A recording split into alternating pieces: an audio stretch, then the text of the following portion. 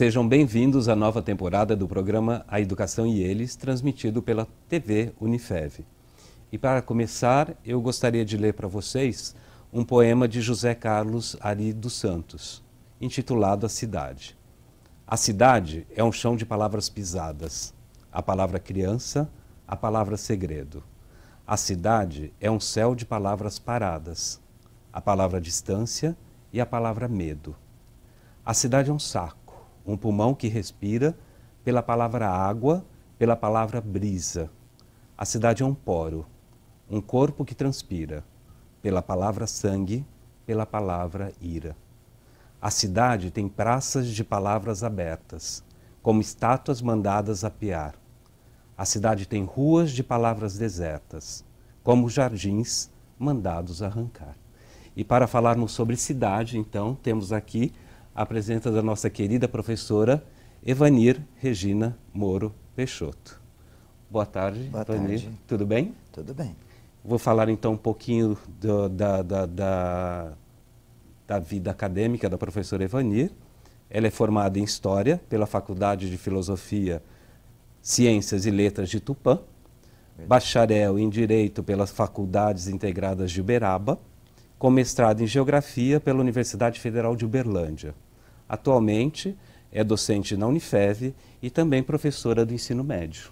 Ok? E coordenadora do Núcleo de Valorização da Memória Cultural. Exatamente, exatamente. Há quanto tempo tem o núcleo? Ele foi instituído esse ano. É um trabalho que nós já fazíamos de longa data, mas institucionalizado em abril desse ano. Ok.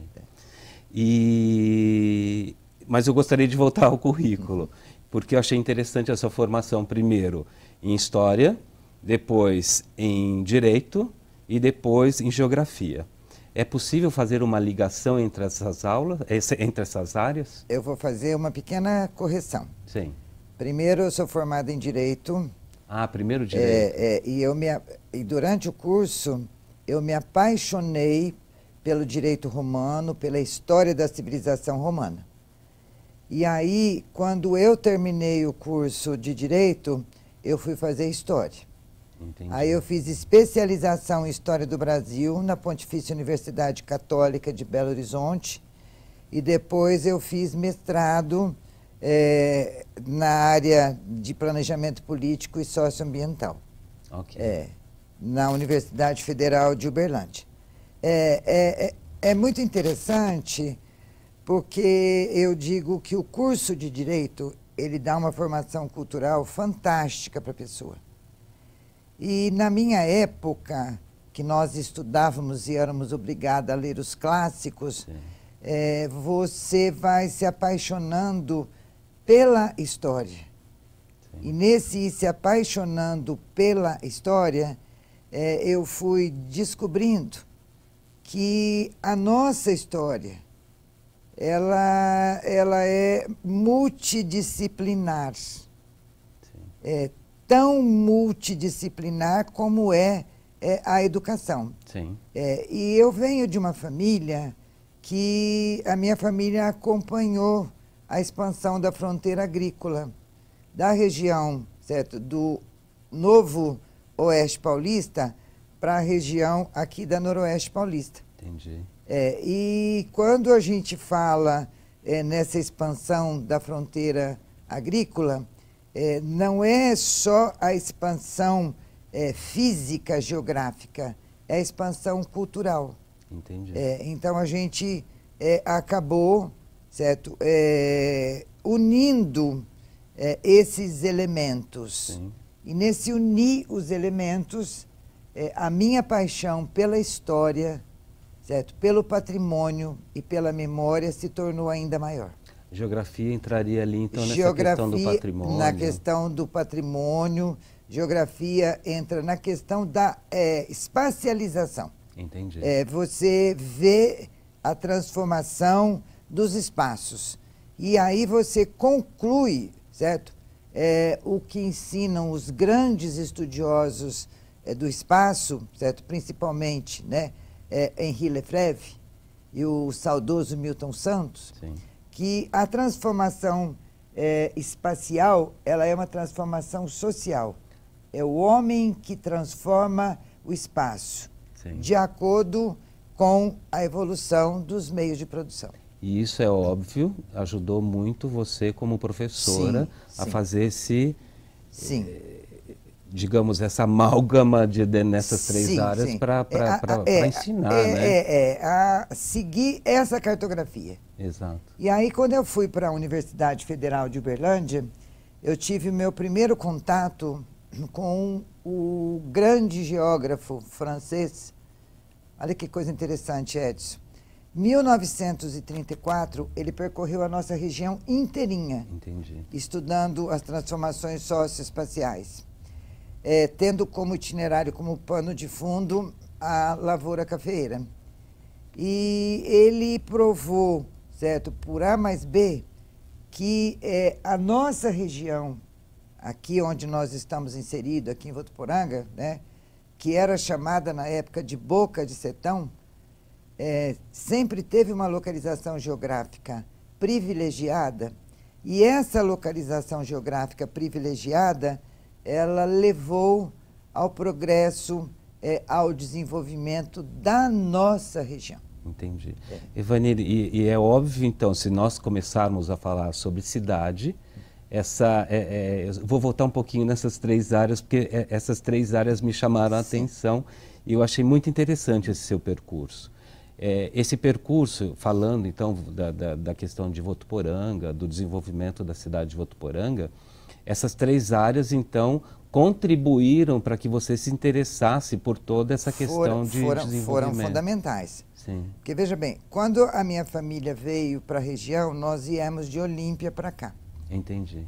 E eu lembro que nós passamos aqui por Votuporanga para ir visitar familiares em Fernandópolis.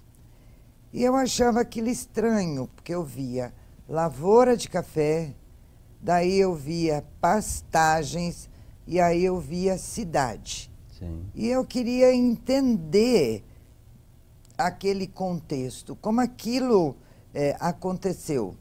Né? E aí eu comecei a estudar, eu comecei a pesquisar. E nesse pesquisar, o Mombeng foi assim a espinha dorsal, a me dar todas as respostas.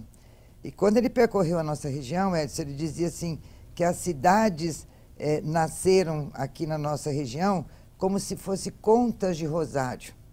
E é muito interessante, né?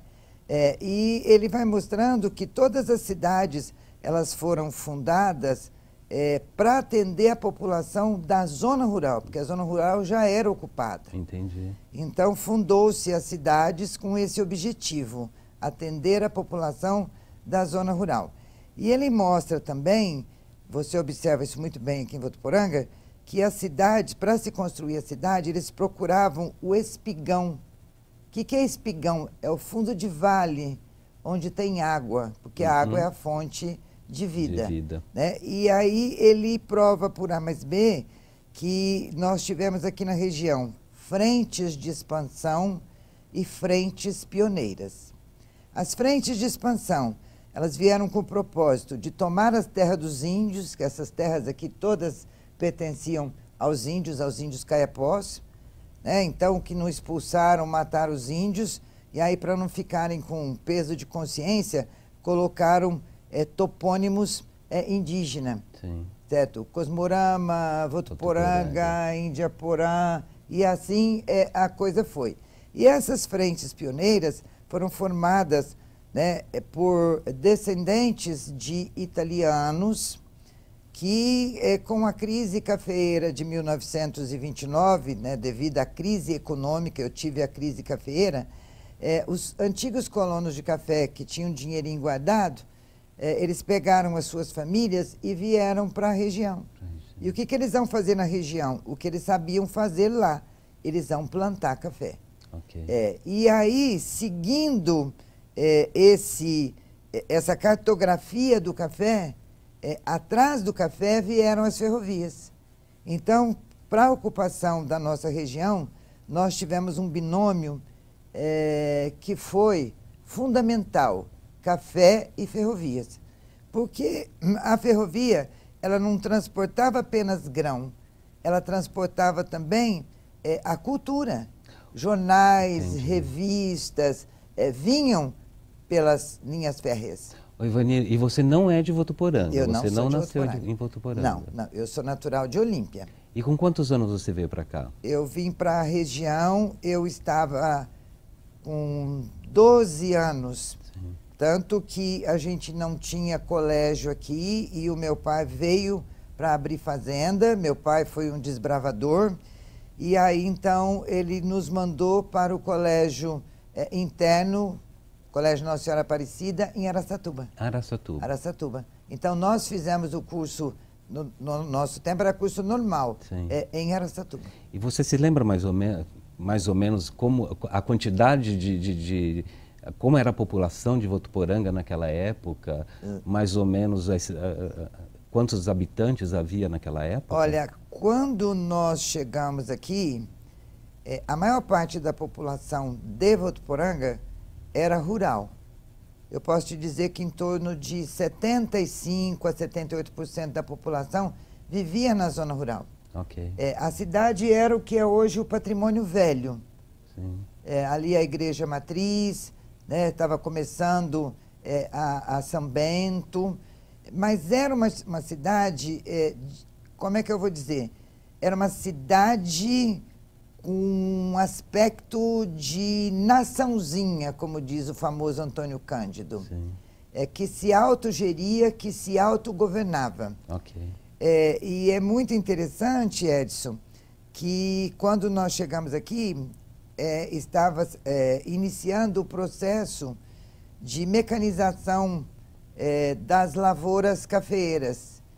E o prefeito de Votuporanga, com os empresários de Votuporanga, com os produtores de café de Votuporanga, com o padre responsável pela igreja de Votuporanga, eles faziam concurso.